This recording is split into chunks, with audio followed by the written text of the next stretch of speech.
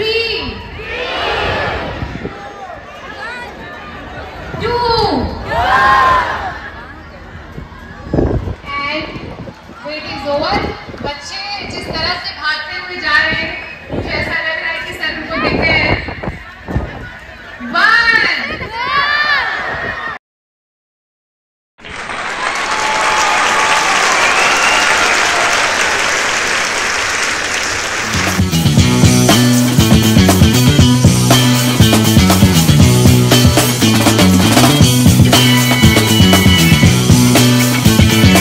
तो स्कूल से घर लौटते समय सड़क पर एक खराब ट्रक पे मैंने अपने फेवरेट फिजिक्स के टीचर एनवी सर का पोस्टर देखा। पोस्टर में जो लोकेशन थी वो लगभग 30 किलोमीटर दूर थी, तो मैंने तुरंत अपनी गाड़ी मोड़ ली।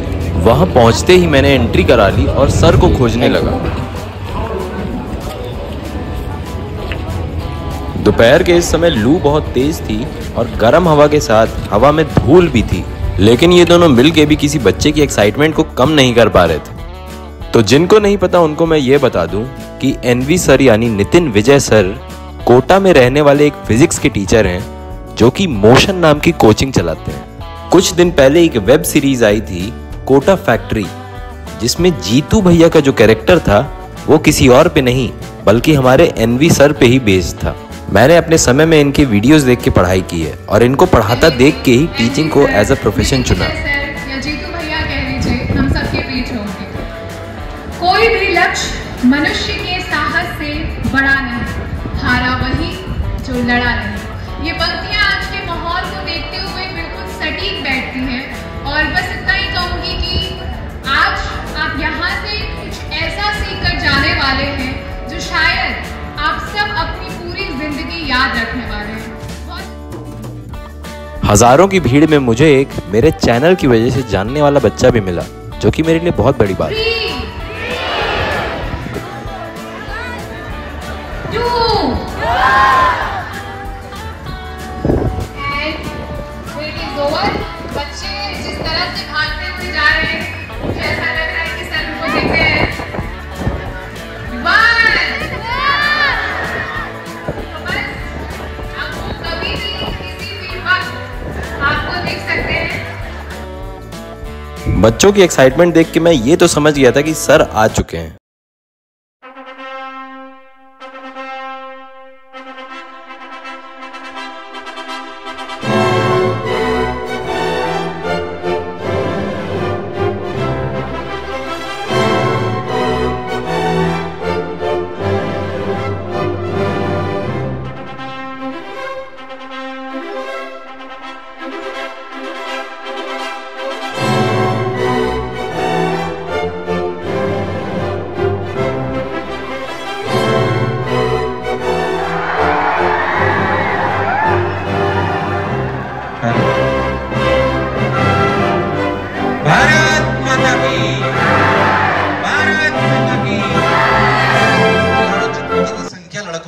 लड़कियों की भी दिख रही है, तो मैं चाहता हूँ भारत माता की जय में की शुरुआत जो है कंपटीशन से अपन करा देते हैं। पहले लड़के भारत माता की जय बोलेंगे, फिर लड़कियां बोलेंगी। देखते हैं कौन जीतता है। कर सकते हैं क्या कप्तानगंज? तैयार हो क्या? इधर के लड़के तैयार है क्या? भारत माता की। लड़कियों हारना नहीं है, क्योंकि मैं जानता हूँ आज के जो पेरेंट्स हैं वो अपनी लड़कियों को सिर्फ तितली नहीं बनाते हैं कि वो सिर्फ उनको पंख देते हो, वो उनको मधुमक्खी बनाते हैं, जो पंख भी देते हैं और डंक भी देते हैं, जो पंख भी देते हैं। और तो अब लड़कियां उसी हुनर के साथ आज लड़कों को कंपटीशन देगी। भारत माता की, भारत माता की। क्या बात है, जोरदार तालियां बजा दीजिए एक बार खुद के लिए। मैं चाहूंगा जितने भी लोग यहाँ पे खड़े हुए हैं बैठ जाएं अगर पॉसिबल हो, क्योंकि आप लोग अभी बहुत उत्साहित हैं और मैं कम से कम 1 घंटे बोलूंगा। मौसम थोड़ा खराब है और मुझे ऐसा लग रहा है कि मैं किसी चुनावी रैली में आ गया हूँ। बट अच्छा, ये जितनी खतरनाक एंट्री कराते हैं, वीडियो दिखाते हैं। मैं जब शिक्षक बना था तो मैंने सोचा नहीं था कि कभी ऐसा कुछ होगा, तो मुझे बहुत डर सा भी लगता है। ये ऐसा बता देते कि कोई बहुत बड़ा मोटिवेशन स्पीकर आने वाला है, मैं आपको पहले बता दूं, मैं मोटिवेशन स्पीकर नहीं हूं, मैं एक सामान्य अध्यापक हूं जो अपने विद्यार्थियों से बात करने आया हूं और उनके अभिभावकों से बात करने आया हूं। क्या आप एक सामान्य अध्यापक की तरह मुझसे बात कर पाओगे? आवाज नहीं आ रही? यस और नो? हाँ कि ना? जब भी आप जैसे बच्चों को देखता हूं, क्योंकि मैं कुछ सालों पहले वहीं बैठा करता था और मैं भी सुनता था, मैं शायद अपनी बात, क्योंकि बहुत सारे अध्यापक भी यहाँ पे बैठे हुए हैं, मैं चाहता हूँ उनके लिए भी एक बार जोरदार तालियां बजा दीजिए। बहुत सारे आपके अध्यापक बैठे हुए, गुरुजन बैठे हुए हैं, तो उनको नमन करता हूँ, प्रणाम करता हूँ। आज अपने इतने बढ़िया सभागार में, जहाँ पे इतना ऊंचा मंच है, उस पर अपनी बात शायद थोड़ी सी विरोधाभास से चालू करना चाहता हूँ। थोड़ी सी अजीब सी लगेगी, पर शायद आपको कटु सत्य से शुरुआत करेंगे तो बात समझ में आएगी। मैं सभी से रिक्वेस्ट करूंगा कि अगर अपनी अपनी जगह बैठ पाएंगे तो ज्यादा आसान होगी, क्योंकि शायद मौसम का भरोसा नहीं कितनी देर चलेगा, पर मैं चाहता हूँ इतनी दूर आया हूँ बहुत ट्रैवल करके, तो आपको अपनी बातें, अपना अनुभव आपको कह पाऊँ। मैं शुरुआत करता हूँ कि मैं अपनी बात आज विरोधाभास से शुरुआत करना चाहता हूँ। बच्चों, मैं तुमसे पूछना चाहता हूँ, क्या एक अच्छी डिग्री अगर हो तो ही क्या हम जीवन में सफल होते हैं? क्या? वापस से पूछता हूँ, क्या अगर हमारे जीवन में अच्छी डिग्री हमारे हाथ में हो तो ही क्या हम जीवन में सफल होते हैं? नहीं। मैं इस बात का पक्षधर हूं, मैं खुद आईटी से ग्रेजुएट हूं, पर मैं इस बात का बिल्कुल पक्षधर हूं कि आपके पास अच्छी डिग्री होगी तो ही आप जीवन में सफल होंगे, ऐसा जरूरी। वैसे बहुत सारे लोग हैं जिनके पास कोई डिग्री नहीं है पर वो जीवन में बहुत। पर एक कटु सत्य आपको बताना चाहता हूं, कि जो बच्चे यहाँ पे बैठे हुए हैं, क्योंकि मैंने महसूस करा, इसलिए आपको कह रहा हूं, अच्छी डिग्री सफलता का मंत्र है नहीं है मुझे नहीं पता, पर इस बात का पक्षधर मैं जरूर हूं कि एक अच्छी डिग्री आपको जीवन में पहला चांस दिलाती है। ध्यान से सुनना मेरी बात, फिर से मैं आपको कह रहा हूं, ध्यान से सुनिएगा मेरी बात, कि क्या अच्छी डिग्री सफलता की कुंजी है? इस बात की गारंटी नहीं है, पर क्या एक अच्छी डिग्री आपको आपके जीवन में पहला चांस दिलाती है? इस बात का मैं पक्षधर हूं। क्यों मैंने ऐसा कहा? मैं कहता हूं, यहाँ पे हो सकता है बहुत सारे बच्चे इंजीनियरिंग की तैयारी करना चाहते हो, मेडिकल की तैयारी करना चाहते हो।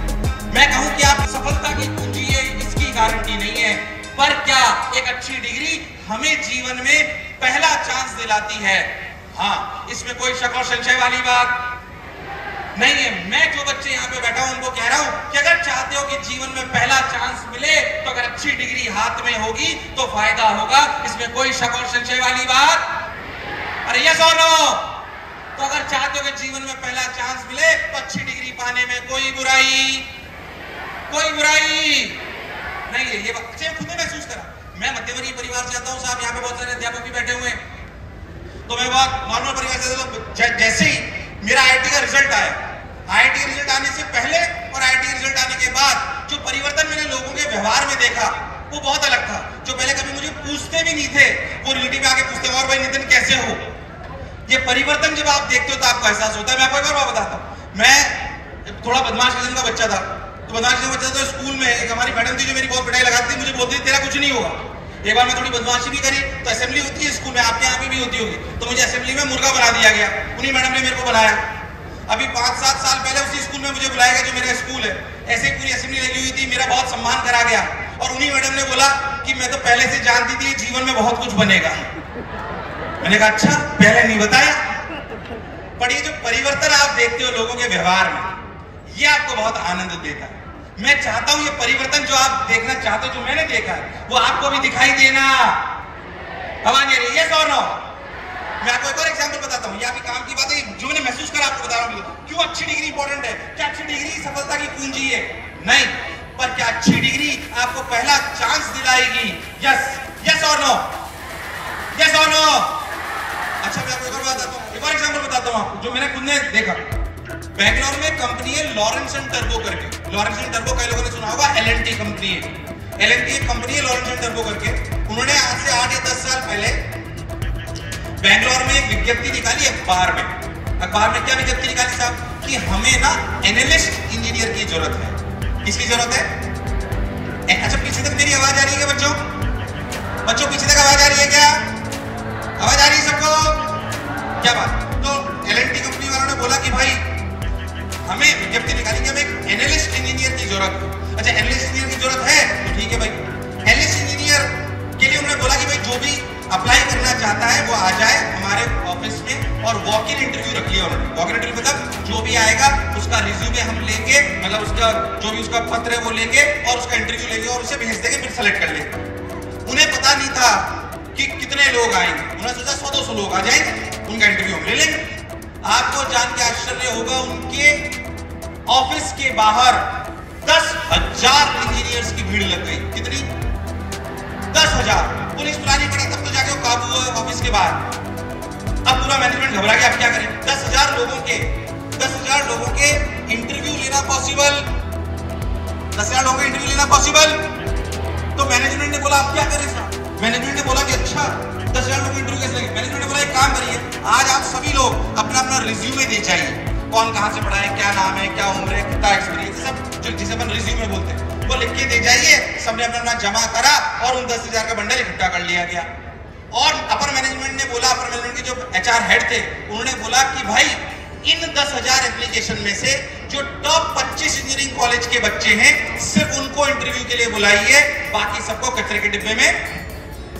मैं कह रहा हूं जिनके रिज्यूमों को कचरे के डब्बे में डाला गया, क्या वो नालायक थे क्या उनमें भी बहुत सारे लायक थे क्या?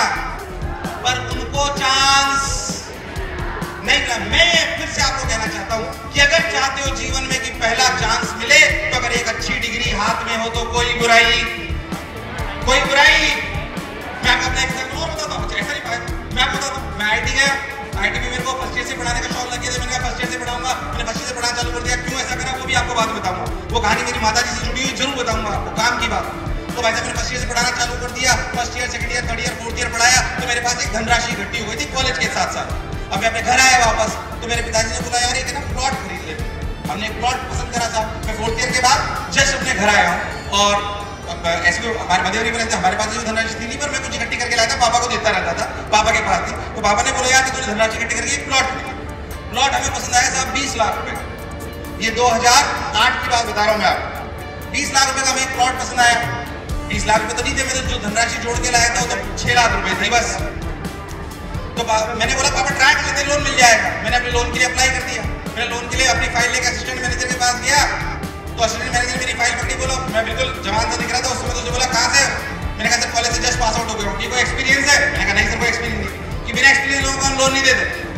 मैं छोटा सा मेरा मुंह हो गया, मैंने अपनी फाइल ली, निकलने लगा तो वहाँ पे मैनेजर साहब का कैबिन था जो वहाँ के हेड थे। मैंने सोचा ट्राई कर लेते। मेरी वो आदत है कि भाई कोशिश करने में कोई बुराई, कि कोशिश करने वालों की हार नहीं होती। आप लोग जानते हो बिल्कुल, कोशिश कर लेते हैं, डांटेंगे तो से। ऐसे ही आपकी तरह वहाँ पे सेंटर हेड मैनेजर बैठे हुए थे, मैं उनके कैबिन में घुस गया। ऐसे दो आगे कुर्सियां लगी हुई थी। मैंने उनसे बोला, मैंने कहा सर मुझे लोन चाहिए।